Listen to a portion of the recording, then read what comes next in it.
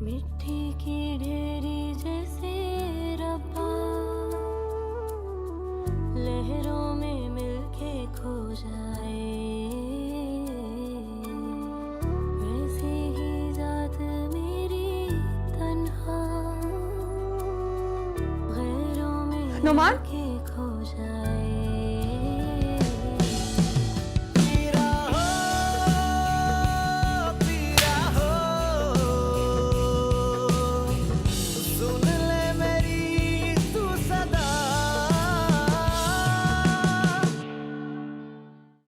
कौन है?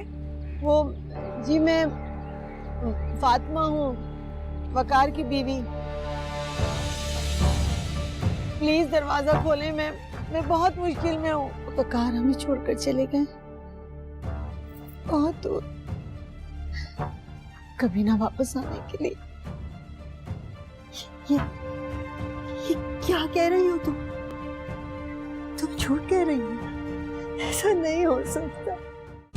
सुन ले मेरी तू सदा।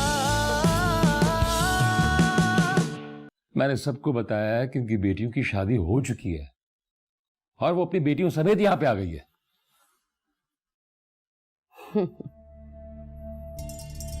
तो आपको क्या खबर? आपको किसी ने बताया तो आपने यहां आकर बता दिया। हाँ, Ella, you are a genius.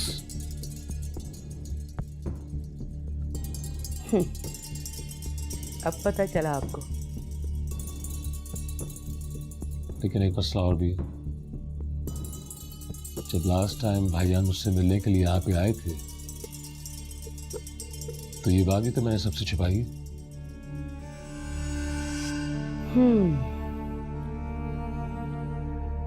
उसे भी टाल देंगे बातों बातों में। मैं बताऊंगी आपको कि क्या कहना है। अभी आप परेशान ना हो और सो जाएं।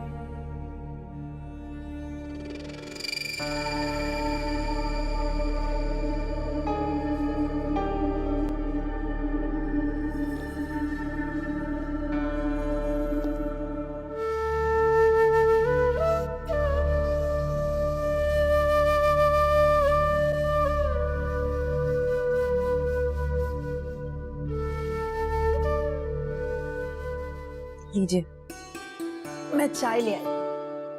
अरे बेटा, तुमने आराम कर लिया होगा, हैं? थक गई होंगी, कहाँ तुम्हारी नींद पूरी हुई होगी। अरे अम्मा, ये लोग रात को कितनी भी देर से सोए ना, सुबह फजर में जरूर उठती हैं। बचपन से इनकी आदत है। माशाल्लाह माशाल्लाह माशाल्लाह। दादी, मैं गरम गरम चाय लाई हूँ आप लोगों के लिए, पर चाय से पहले बिस्किट ले लीजिए। खाली पेट चाय नहीं पीती। भाई हमारी बेटी का हुक्म है तो बिस्किट तो खाना ही पड़ेगा। ये घर में भी अपना हुक्म चलाती है। अरे भाई, अगर प्यार से हुक्म चलाया जाए तो उसे मानने में बड़ी खुशी होती है।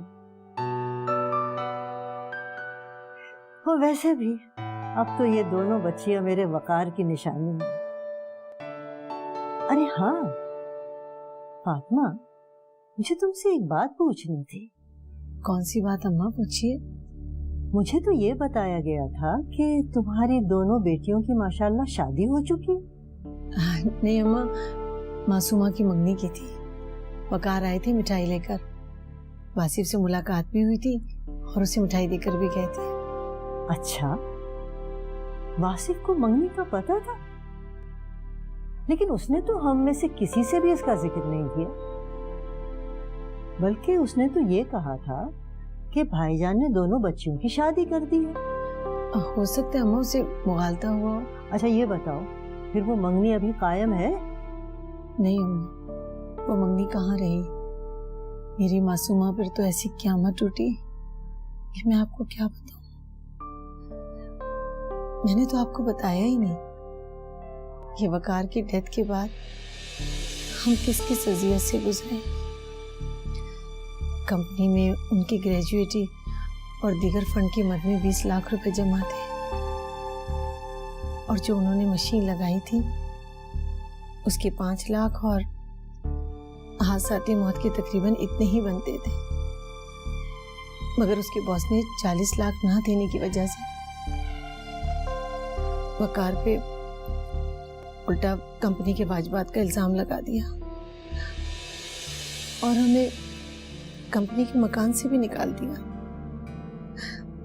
वहां से हमें एक तिनका भी नहीं लेने दिया। क्या? और अम्मा, उस पे कयामत ये कि उसने मेरी मासूमा को अगवा करवा लिया। अगवा कर लिया?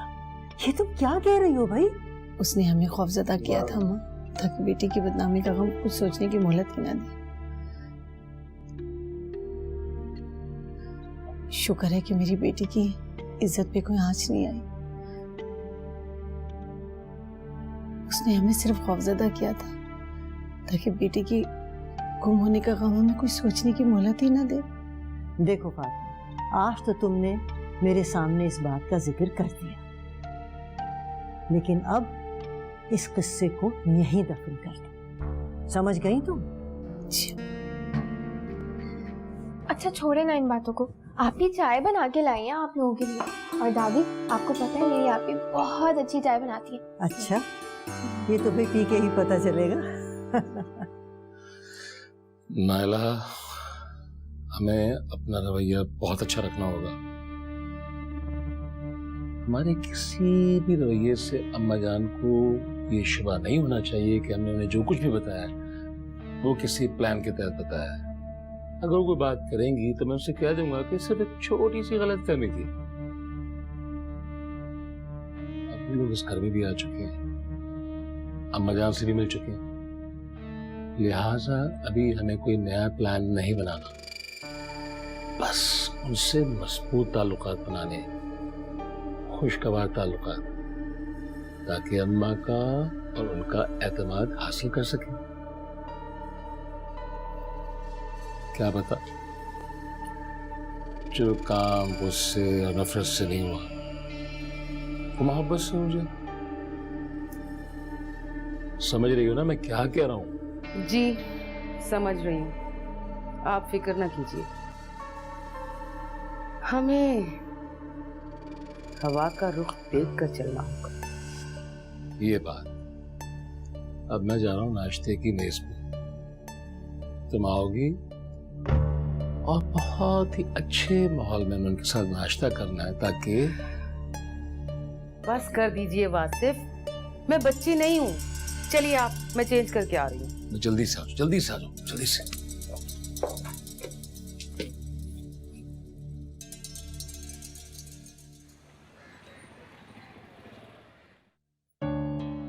लीजिए हमारी जान। बहुत शुक्रिया, थैंक यू। अरे आप लोग भी तो नाश्ता शुरू करें। लीजिए भाभी। और बच्चियों तुम लोग भी लो। नाम तो तुम लोगों ने बताया नहीं मुझे। जी, मैं मासूमा। और मैं इनसे छोटी मोमना। माशाल्लाह, भाईजान ने आप दोनों के नाम बड़े अच्छे रखे। और भाई सुन लो सब लोग, मेहमानदारी आज के लिए, कल से मेजबान बनना पड़ेगा, क्योंकि ये घर तुम लोगों का भी है। क्यों मानी जान? हाँ भाई, नायला बिल्कुल ठीक कह रही है।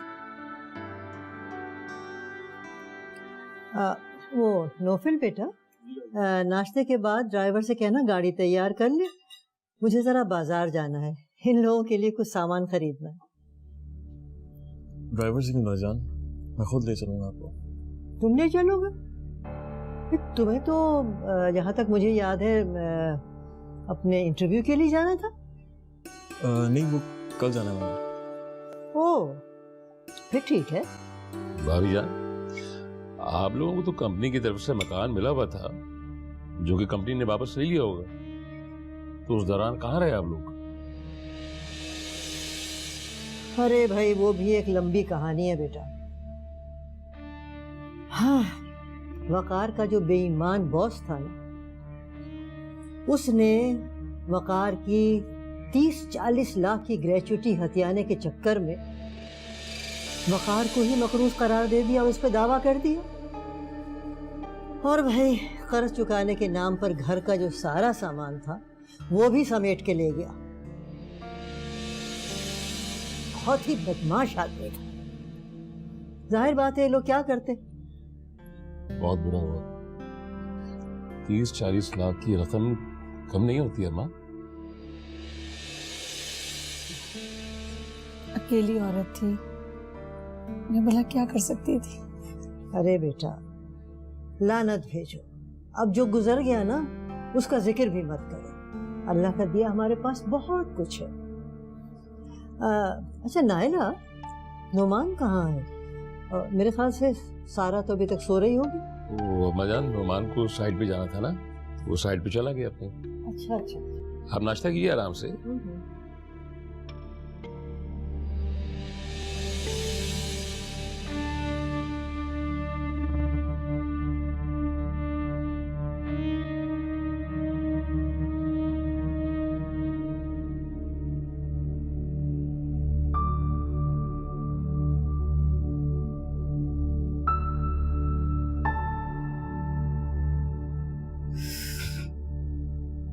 सारा,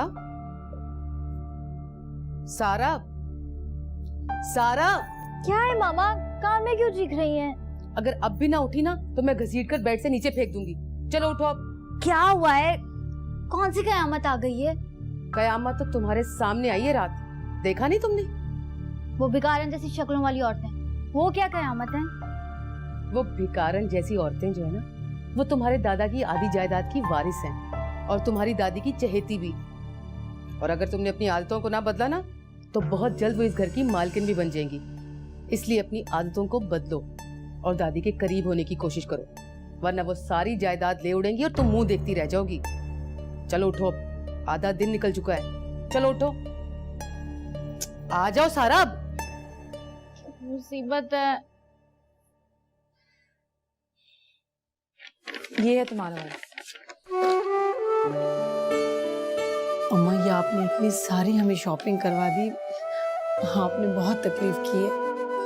अरे बेटा, तुम ये क्यों भूल जाती हो कि ये घर तुम्हारा है, तुम्हारे शौहर का घर है। और ये जो सब मैं पैसे खर्च कर रही हूँ ना, ये सब मेरे वकार के हैं जो एक अरसे से मेरे पास अमानत रखे हुए थे।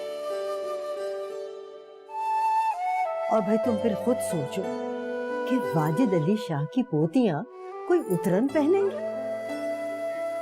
अरे बेटे, अब तो वो अपनी तमाम खुशियां, अपनी तमाम ख्वाहिशात पूरी करेंगी। ये हक है उनका। आप नहीं जानती अम्मा, घर की छत के लिए हम लोग कितना तड़पे हैं। हमें तो यूं लगता था कि कलियों की खाक छानते छानते एक दिन हम भिखारियों के सफ में खड़े हो जाएंगे। अल्लाह ना करे। कैसी बातें करती हो बेटे? वो मायूसी का ऐसा दौर था अम्मा कि हमें कुटिया के लिए भी तरस रहे थे और हमें कुटिया भी नसीब नहीं हुई। अब आप सोचिए अम्मा, ये छत हमारे लिए कितनी बड़ी नेमत है। और फिर आपकी मोहब्बत भरी आगोश अपना खानदान होने का एहसास दिलाती है। देखो फातिमा, ये सब बातें गुजर गई। ये अल्लाह की तरफ से तुम लोगों के ऊपर एक आजमाइश थी और उसका करम है कि तुम सुरखरू हुए। मेरे बच्चों, भूल जाओ इन सब बातों को, अब नए सिरे से जिंदगी शुरू करो। तुम्हें मालूम है, तुम इस घर की सबसे बड़ी बहू हो और मेरे बाद तुम ही इस घर की सरबराह होगी। अल्लाह आपको हमारे सरों पर सलामत रखे अम्मा। अच्छा, ये छोड़ो सब बातों को। ये जो सब कपड़े हम लेकर आए ना बच्चों, ये सब जाके तुम लोग पहनो। मैं जरा जाके देखूं बीवी ने तुम लोगों के लिए क्या स्पेशल चीजें पकाई हैं। हाँ, जल्दी से तैयार होकर आ जाओ, मैं देखना चाहती हूँ। हाँ जी।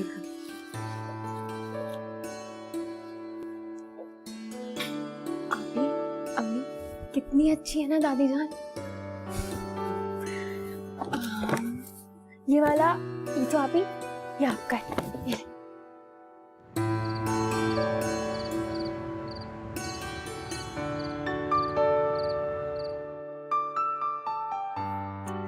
अरे भाई छोड़ो तुम लोग, बस हो गया। बहुत आराम आ गया मुझे, थक जाओगे तुम लोग। अरे अम्मा, पहली दफा ये महसूस हो रहा है कि मेरी भी कोई माँ है। आपको क्या पता, आपके पास बैठ के आपकी खिदमत करके मेरे दिल को कितना सुकून मिल रहा। वकार तो हमेशा यही कहते थे कि काश मुझे अब्बा जान माफ कर दे तो मैं अपनी माँ की खिदमत कर सकूं, मगर जिंदगी ने उन्हें मौका ही नहीं दिया। अब कम से कम ये एजाज मुझे तो हासिल करने दे। मेरा बच्चा, मेरा जिगर का टुकड़ा, मैं तो उसे जी भर के देख भी नहीं सकी, और जब वो एक बार मेरे सामने आया तो मजबूरियों ने मेरे पाँव में बेड़ियां डाल दी। और बेटा, किस्मत की सितम ज़रीफी तो देखो, जब शाहजी ने उसको माफ कर दिया और तुम लोगों से मिलने की ख्वाहिश जाहिर की तो उसने आना ही छोड़ दिया। उन्होंने आना नहीं छोड़ा अम्मा, बल्कि जिंदगी ने उनका साथ छोड़ दिया। वो उनकी जिंदगी के आखिरी दिन थे जब वो वासिफ से मिले और मिठाई भी दी थी। दादी जान, क्या दादा जान की कोई तस्वीर नहीं है आपके पास? हम देखना चाहते हैं ना। तस्वीर बेटा, तुम्हारे दादा तस्वीरें खिंचवाने से बहुत कतराते थे, मगर हाँ है तस्वीर एक। देखो वो दराज में एल्बम रखी है, वो निकाल के लाओ। वो वाली ड्रॉज में? हाँ जाओ निकाल। मैं लाती हूँ। जल्दी में होगी। इस कदर एक्साइटमेंट है। अम्मा, इन्हें बहुत शौक था अपने दादा जान से और आपसे मिलने का। अक्सर पूछ लेते थे दादी। जल्दी लाओ ना। ले आई ले आई मैं। दिखाए दादी जान? कहाँ है दादा जान? बेटा ये है तुम्हारे दादा जान। इंतकाल से 1 साल पहले नौफिल ने ये तस्वीर खींची थी और एल्बम में लगा दी थी। ये दादा जान है? आप ही कुछ याद आया आपको? ये दादा जान है। हाँ मम्मी, ये तो दादा जान, मुझे सब याद आ गया। क्या याद आ गया? मगर दादी जान, हम तो दादा जान से मिल चुके हैं। मिल चुके हैं? हाँ, तो अभी कुछ अरसा पहले की बात है। आप ही की मंगनी होने वाली थी, हम शॉपिंग के लिए मार्केट गए थे तो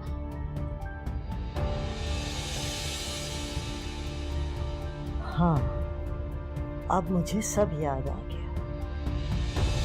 बाजार में मिले थे ना तुम लोगों से। जब उनकी जरा चोट भी लग गई थी, बहुत तारीफ कर रहे थे तुम लोगों की। वो कह रहे थे किसी ने इन बच्चियों की बहुत ही अच्छी तरबियत की है। काश कि उनको पता होता कि ये उनका अपना खून है, तो मुझे यकीन है उसी वक्त तुम लोगों को वो घर ले आते, सारी नाराजगी दूर हो जाती। दादी जान, मेरी एक बार फोन पर भी बात हुई थी दादा जान से। फोन पे बात हुई थी? मगर उन्होंने मुझे फोन का तो नहीं बताया, बल्कि मैंने उनसे कहा भी था कि बच्चियों का नंबर तो ले लिया होता ताकि मैं उनका शुक्रिया अदा कर देती। और कहने लगे कि मैंने तो उनको अपना नंबर दे दिया, लेकिन उन बच्चियों का नंबर लेना मुनासिब नहीं समझा। मैंने उन्हें बाबा की डेथ का बताया तो उन्होंने हमारा एड्रेस और बाबा के नाम का पूछा था। तो बताया था तुमने उन्हें? जी दादी जान, मैंने उन्हें बताया था, अपना एड्रेस और बाबा का नाम भी। बल्कि उन्होंने तो अम्मी का नाम भी पूछा था, लेकिन फिर बात करते हुए लाइन डिस्कनेक्ट हो गई। मैंने काफी दफा ट्राई किया लेकिन लग नहीं रहा था फोन। फोन कैसे छूटते? क्या मतलब अम्मा जान?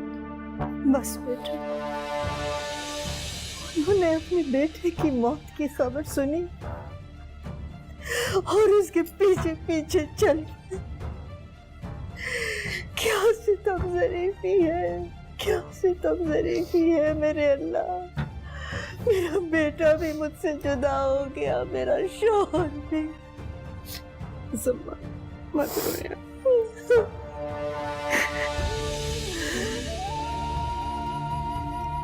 आप ही काश हमें पता होता कि हमारे दादा जान है। इनको कभी नहीं जाने देते।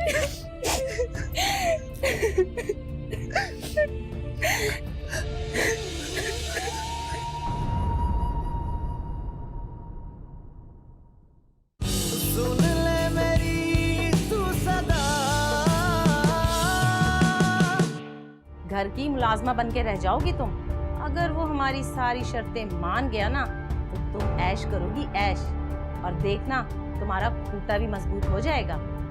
और मैं तो तुम्हारा भला ही चाहती हूँ, अगर तुम्हें कुछ मिलेगा तो तुम ही ऐश करोगी ना।